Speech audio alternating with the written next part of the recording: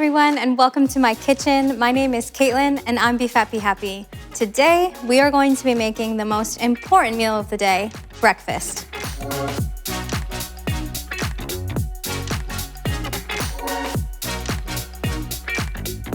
We are going to be making a breakfast sandwich filled with soft, fluffy scrambled eggs, some bacon, avocado, cheese, all in between a fluffy brioche bun. In the Know users have been asking what is the best way to cook scrambled eggs, and I always say a great nonstick pan, like this Stone Earth nonstick frying pan by Ozeri. First things first, we're gonna start by cracking some eggs,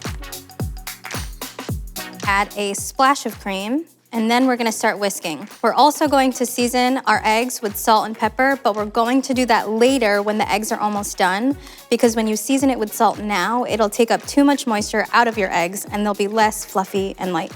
We're gonna add just a dash of butter, and we're gonna add our egg mixture right in. And remember, the key here is low and slow. We're going to keep mixing and stirring these eggs and watching out for them so that we don't overcook. So our In the Know users have been asking how to properly cook bacon because sometimes they're super crispy on the outside but chewy and feel a little bit undercooked on the inside. I'd recommend cooking it in the oven at 400 degrees for 12 to 20 minutes, depending on how crispy you want them. And an added bonus of cooking them in the oven is that you don't need to flip them.